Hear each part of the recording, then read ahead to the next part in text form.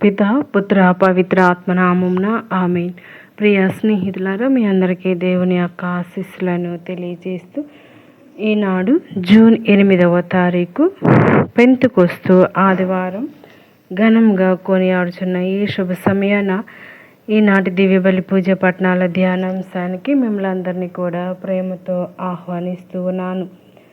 మొదటి పట్టణము అపోస్తుల కార్యములు 2వ అధ్యాయం 1వ వచనం నుండి 11వ వచనం వరకు.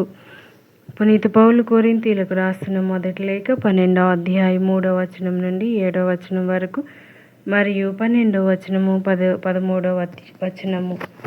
యోహాను సువార్త 20వ అధ్యాయము 19వ వచనం నుండి 23వ వచనం వరకు. అది ఆదివారం సాయం సమయం. యూదుల భయంచే శిష్యులు ఒక చోట తలుపులు మూసుకొని ఉండిరి. యేసు వచ్చి వారి మధ్య నిలువబడి, మీకు శాంతి కలుగునగాక అనెను. ఈ మాటలు చెప్పిన పిదప ఆయన వారికి తన చేతులను ప్రక్కను చూపగా ప్రభువును చూసి వారు ఆనందించిరి. యేసు మరలా వారితో, మీకు శాంతి కలుగునగాక. నా తండ్రి నన్ను పంపినట్లు నేను మిమ్ము పంపుచున్నాను అని పలికెను. అట్లు పలికి ఆయన వారి మీద శ్వాస ఊది, పవిత్రాత్మను పొందుడు.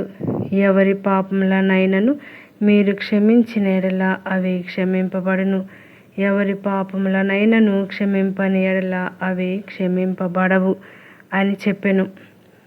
ఇది ప్రభు వాక్కు. సర్వేశ్వరునికి వందనములు. ధ్యానాంశం: అజ్ఞానులు విజ్ఞానులయ్యారు.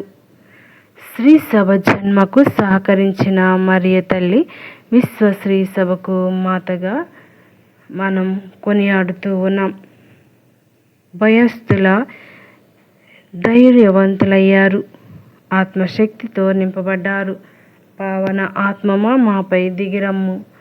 ఈ యొక్క వాక్యాలను మనం ఈనాడు ధ్యానించుదాం. శ్రేష్టమైన ఫలములను ప్రసాదించే దేవుడు పవిత్రాత్మ దేవుడు. యేసు అపోస్తులను పవిత్రాత్మతో నింపి దేవుని కనుగ్రహమును, ఆయన సత్యవాక్కును, పాప క్షమాపణ ప్రపంచమందంతటా ప్రకటించుటకు పంపాడు. కేవలం పవిత్రాత్మను పొందుట ద్వారా మాత్రమే మనం దేవుని అద్వితీయ శక్తిని గ్రహించగలం. తదనంతరం దేవుని ప్రియబిడ్డలుగా జీవించగలం. ఈ ప్రయాణమునందు పవిత్రాత్మ దేవుడు మనలను అనుదినము అత్యున్నతముగా జీవించుటకు సహాయపడునను. మన తప్పులను తెలియచేస్తూ మారు మనసు పొందుటకు తగిన అవకాశములను ప్రసాదించును. కేవలం మన వ్యక్తిగతమైన జీవిత కనువిప్పును కలిగించడం మాత్రమే కాక, సంఘమునందు కావలసిన తగు మార్పులను స్వాగతించుటకు ధైర్యమును దయచేయును. ఈ విధంగా మన విశ్వాస జీవితమునందు పరిపూర్తి కావలసిన నూతనీకరణ ఐక్యతను ఒక ప్రభంజనం వలె నెరవేర్చుటకు అవసరమగు శక్తిని ప్రసాదించును. ఈ ప్రక్రియలో దేవుని చిత్తమును నిండుగా నెరవేర్చుటకు మన విశ్వాస జీవితము అనుదినము పవిత్రాత్మ ప్రేరణను పొందుకుంటూ దేవుని ప్రియబిడ్డలుగా జీవించుటకు శక్తి కొలది ప్రయత్నం చేయాలి. ప్రియ దేవుని బిడ్డలారా, మరి పెంతెకొస్తు పండుగ ఒక మహత్తరమైన అనుభూతిని కలిగించే వేడుక. పవిత్రాత్మ దేవుడు దిగివచ్చినప్పుడు ఏ విధమైన సంకేతాలతో దిగివచ్చినదో నేటి మొదటి పట్టణం తెలియజేస్తూ ఉంది. ముందుగా అతి వేగంతో కూడిన గాలి వీచింది. తరువాత ఆకాశం నుండి అకస్మాత్తుగా ఒక ధ్వని వినిపించింది. ఆ తరువాత అగ్నిజ్వాలలు నాలుకల వలె వ్యాపించి అక్కడనున్న ఒక్కొక్కరిపై నిలిచింది అని చెప్పబడింది. ఈ అనుభూతికి సాక్షులు ఒక్కరు కాదు, ఇద్దరు కాదు, 12 మంది ఉన్నారు. ఈ సంకేతాలతో పవిత్రాత్మ వేంచేసి శిష్యులందరినీ ఆవరించింది. పవిత్రాత్మ శక్తి చేయి ఆవరించబడిన శిష్యులు అన్య భాషలలో మాట్లాడసాగారు. వారిని విన్న ప్రజలందరూ ఆశ్చర్యచకితులయ్యారు. క్రీస్తు ప్రభు తాను వాగ్దానం చేసినట్లే స్వర్గారోహణమైన తరువాత పవిత్రాత్మను పంపించాడు. పవిత్రాత్మ వచ్చినప్పుడు తాను నెరవేర్చు పనులను గురించి ముందుగానే శిష్యులకు తెలియచేశాడు.